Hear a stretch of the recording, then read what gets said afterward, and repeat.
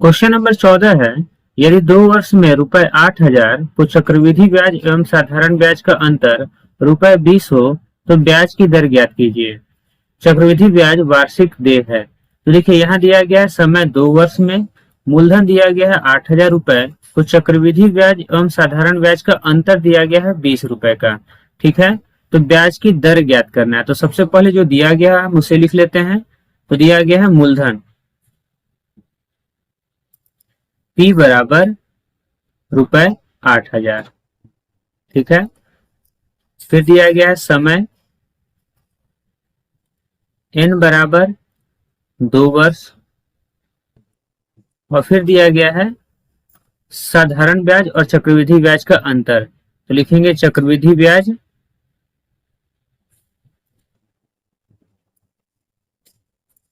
एवं साधारण ब्याज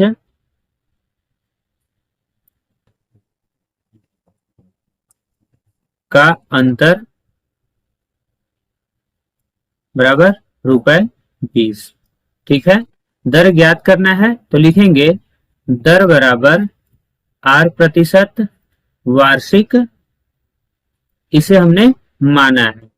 ठीक है, अब देखिए इसे ज्ञात करने के लिए हम एक सूत्र का प्रयोग करेंगे जिससे कि हमें अपना आंसर आसानी से प्राप्त हो सके।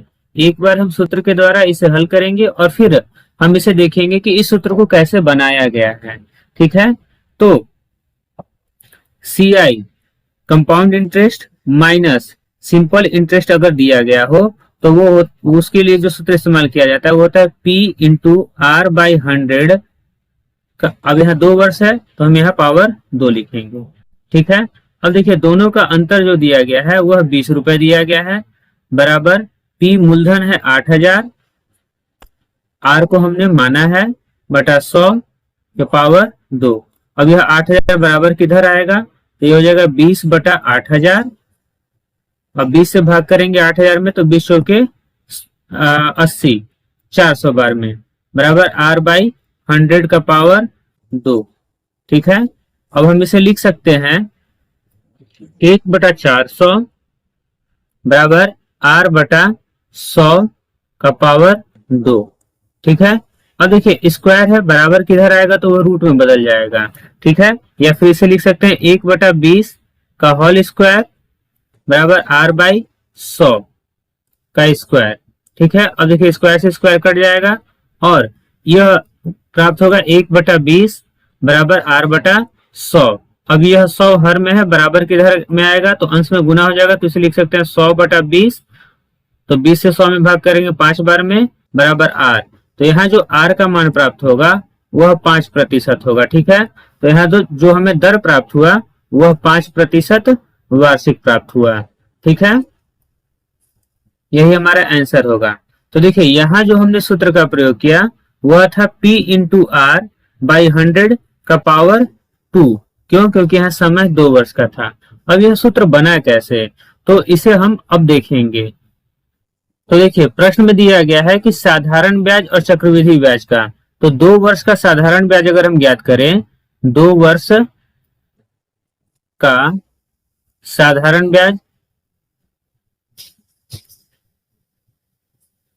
बराबर मूलधन है P इंटू R दर है इंटू समय N बटा 100, यह हम यहाँ T लिख सकते थे। तो देखिए यहाँ हमें मूलधन 8,000 दिया गया है, परंतु हम इसे सूत्र के द्वारा हल कर रहे हैं तो हम यहाँ P का मान नहीं रखेंगे, सिर्फ N का मान रखेंगे और यह होगा 2PR बटा 100।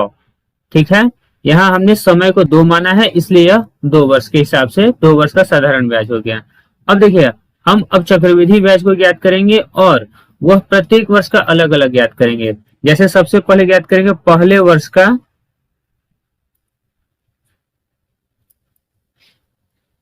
चक्रवृद्धि ब्याज।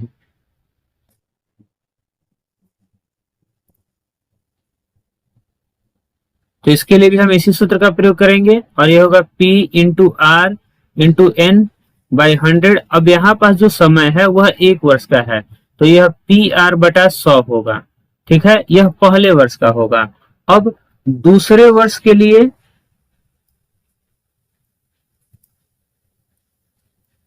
मूलधन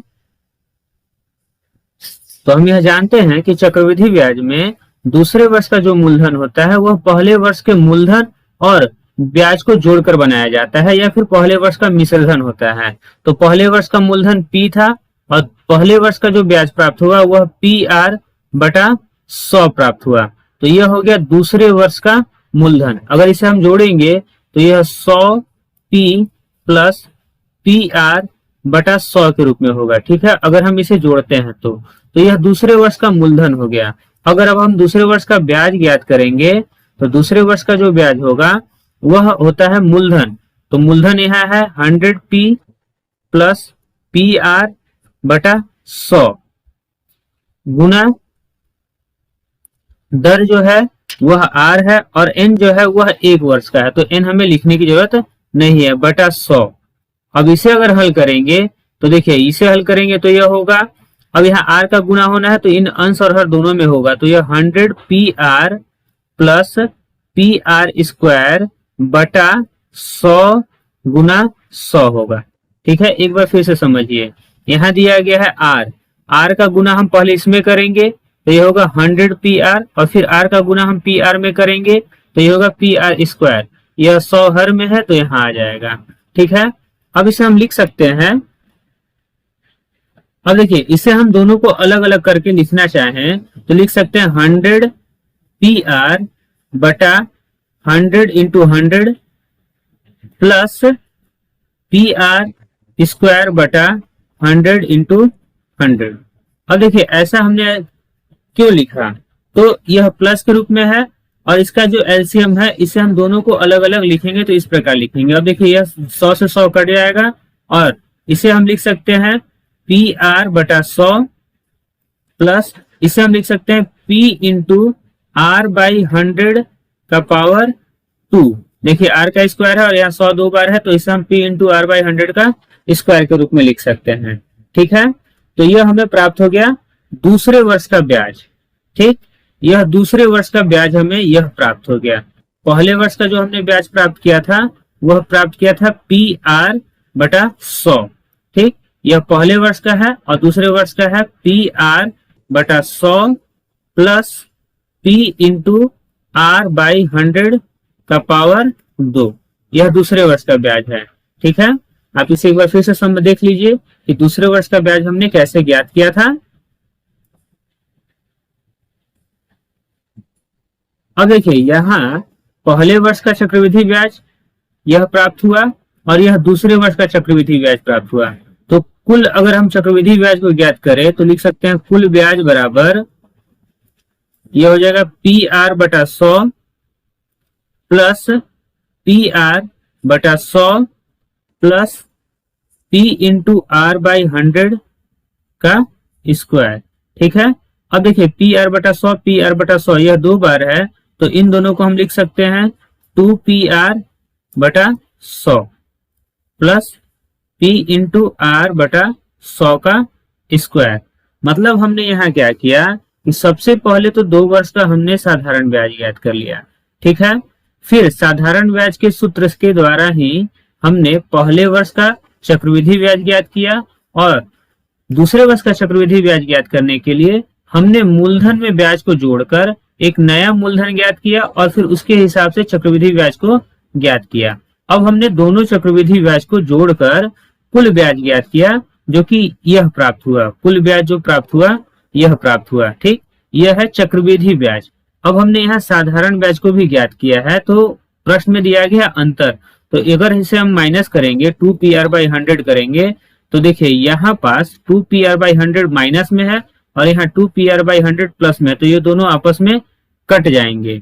तो यहाँ जो ब्याज का अंतर प्राप्त होगा वह P इंटू R बाई 100 का पावर 2 प्राप्त होगा और इसी सूत्र का हमने प्रयोग करके आपको R ज्ञात करने के लिए बताया था। तो अगर आप प्रश्न में इतना लंबा प्रोसीजर करेंगे और P का मान रखेंगे और समय को मान रखेंगे तो ये बहुत ही हौच-पौच और लंबा हो जाएगा। तो सबसे पहले आप सूत्र को सॉल्व करेंगे और फिर सूत्र के द्वारा इसे हल कर लेंगे। और अगर आपको सूत्र को हल करने में दिक्कत हो तो इसके लिए आप यह सूत्र याद कर लीजिए कि यदि 2 वर्ष का चक्रवृद्धि ब्याज और साधारण ब्याज का अंतर दिया गया हो और हमें दर ज्ञात करना हो तो हम P इंटू आर बाई 100 के स्क्वायर के सूत्र के हिसाब से ज्ञात कर सकते हैं। ठीक है, अब हम अगले क्वेश्चन को करेंगे। क्वेश्चन नंबर 15 है, किसी राशि का 5% वार्षिक ब्याज की दर से 2 वर्ष का साधारण ब्याज और चक्रवृद्धि ब्याज में रुपए 160 का अंतर है, तो राशि ज्ञात कीजिए। देखिए यहाँ हमें मूलधन ज्ञात करना है, ठीक है, और 2 वर्ष का साधारण ब्याज और चक्रवृद्धि ब्याज का अंतर दिया गया है। तो सबसे पहले हम लिखेंगे दर बराबर 5% वार्षिक, समय बराबर 2 वर्ष, और साधारण ब्याज और चक्रवृद्धि ब्याज का अंतर जो दिया गया है वह 160 रुपए दिया गया है। ठीक है, सबसे पहले हम मानेंगे कि माना कि मूलधन बराबर P, ठीक है, 2 वर्ष का साधारण ब्याज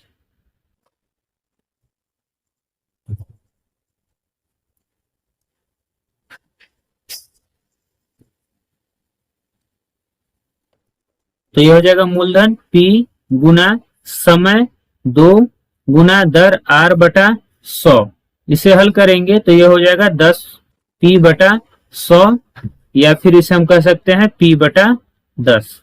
ठीक है, यह 2 वर्ष का साधारण ब्याज प्राप्त हुआ। अब हम 2 वर्ष का चक्रवृद्धि ब्याज ज्ञात करेंगे, तो इसके लिए सबसे पहले हम 2 वर्ष का चक्रवृद्धि मिश्र धन ज्ञात करेंगे। तो लिखेंगे 2 वर्ष का चक्रवृद्धि मिश्र धन, तो ये होगा P into 1 plus R, R यहां दिया गया है 5% बटा 100 और n दिया गया है 2। 5 से भाग करेंगे 100 में, 2 बार में भाग लगेगा, मतलब 20 बार में भाग लगेगा। अब हो जाएगा 20 से कम 20 और एक 21 बटा 20। इसे लिख सकते हैं P इंटू 21 बटा 20 का होल स्क्वायर, या 441 P बटा 400। ठीक है, इसे हल करेंगे तो देखिए 2 वर्ष का चक्रवृद्धि मिश्र धन प्राप्त हो गया। अब 2 वर्ष का अगर हम ब्याज ज्ञात करें, 2 वर्ष का चक्रवृद्धि ब्याज, तो ये होगा मिश्र धन माइनस मूलधन, तो 441 P बटा 400 माइनस P मूलधन। इसे हल करेंगे तो ये होगा 441 P माइनस 400 P बटा 400। ठीक है, बराबर 41 P बटा 400। ठीक है, इसे हल करेंगे तो देखिए यहाँ 2 वर्ष का साधारण ब्याज हमें P बटा 100 और 2 वर्ष का चक्रवृद्धि ब्याज हमें 41 P बटा 400 प्राप्त हुआ। अब इन दोनों का जो अंतर दिया गया है वह 160 दिया गया है। तो लिख सकते हैं प्रश्न से चक्रवृद्धि ब्याज बड़ा होता है, तो इसे लिखेंगे 41 P बटा 400 माइनस P बटा 10 साधारण ब्याज बराबर 160। अब इसे हल करेंगे तो सबसे पहले हम इन दोनों का एलसीएम लेंगे। एलसीएम होगा 400 और ये हो जाएगा 41 P माइनस, अब देखिए 10 से 400 में भाग करेंगे 40 बार में, तो ये होगा 40 P बराबर 160, या अब 41 P में से 40 P को माइनस करेंगे तो ये होगा P बटा 400 बराबर 160, या P बराबर 160 गुना 400। अब इसे गुना करेंगे तो P का जो मान प्राप्त होगा वह 16 चौके 64,000 के रूप में प्राप्त होगा। ठीक है, तो देखिए यहाँ जो हमें मूलधन P हमने मूलधन माना था वह 64,000 के रूप में प्राप्त हो रहा है। तो लिखेंगे अतः मूलधन बराबर 64,000 रुपए। ठीक है, तो देखिए इस प्रश्न में हमने क्या किया कि सबसे पहले 2 वर्ष का साधारण ब्याज ज्ञात किया। मूलधन को P मानते हुए हमने 2 वर्ष का साधारण ब्याज ज्ञात किया, और फिर हमने 2 वर्ष का चक्रवृद्धि मिश्रधन को ज्ञात किया। जब हमने मिश्रधन को ज्ञात किया तो मिश्रधन में से मूलधन को माइनस करके हमने 2 वर्ष का चक्रवृद्धि ब्याज ज्ञात कर लिया।